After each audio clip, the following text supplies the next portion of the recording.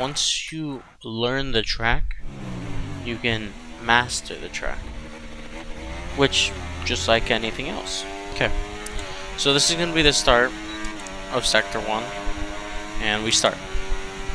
So we're going to go down the straight right here, and once we go down the straight, we're going to turn 1. This is turn 1 and 2, little chicane of corners. And we'll go into turn 3 right there. Finally, we did invalidate. Sector 2 is going to start right after this little chicane right here. And it starts right here. Right at the 50-meter board. Not going to do a good lap right here, but I'm just demonstrating. It's hard speaking while racing. So this is going to be all of Sector 2. We go into this long left-hand corner. Very long. Then we go into a really hard right. Into an uphill to the left. And then we start Sector 3 on these rumble curves. Well, at the, I guess, 100-meter mark. Then everything onward is going to be Sector 3. This isn't a good lap, but it's a demonstration lap.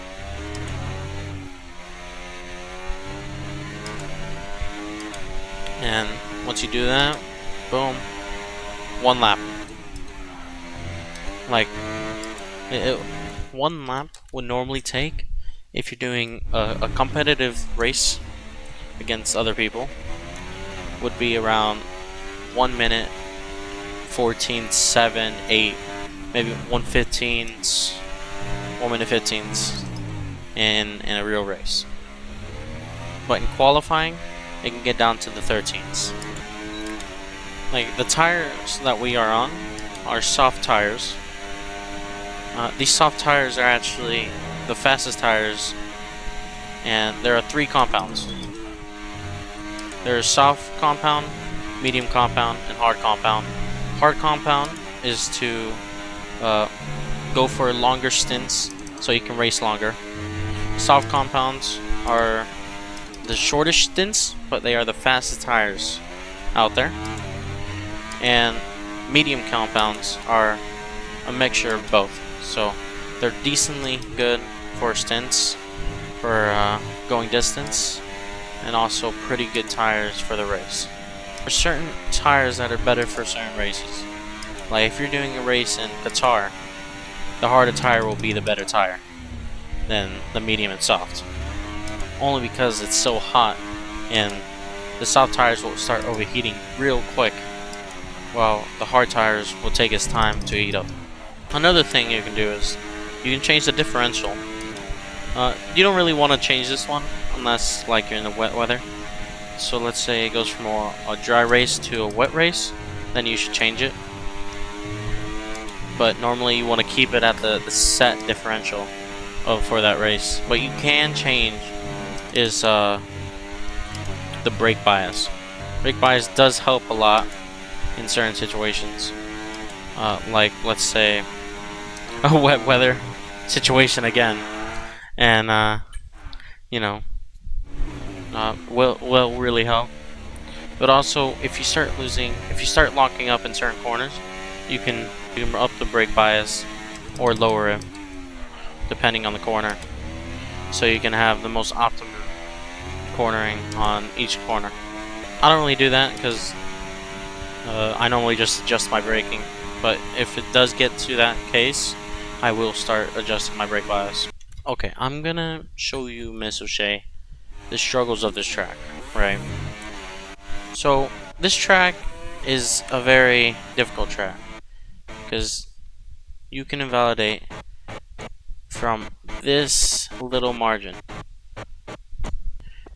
So when I went to this corner, I went slightly over. Didn't even pass the white line. Slightly over, and that can cause you a invalidation. This white line that you see, the inner white line nearest to the asphalt of the track, is the line that determines everything. So if you go a centimeter over, that's an invalidation or a warning. And if you get 3 warnings, that's a penalty of 3 seconds or 5 seconds, either or. And that's how close of a margin this game is to gain time. You need to be right on the edge, but not going over the edge.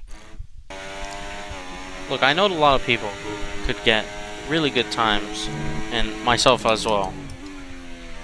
But sometimes, whenever we get these times, it's always on a lap that's invalidated because you mess up on the first corner, or you go over a white line on the last corner of the lap, not even gaining any time, but just invalidating yourself, just like that.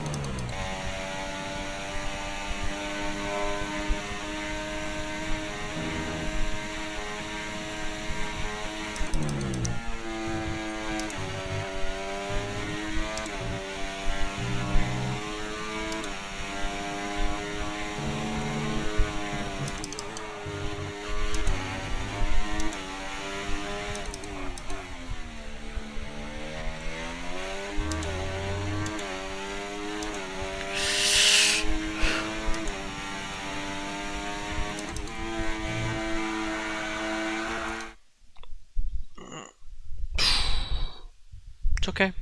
It's okay. I might have messed it up. It's a learning moment.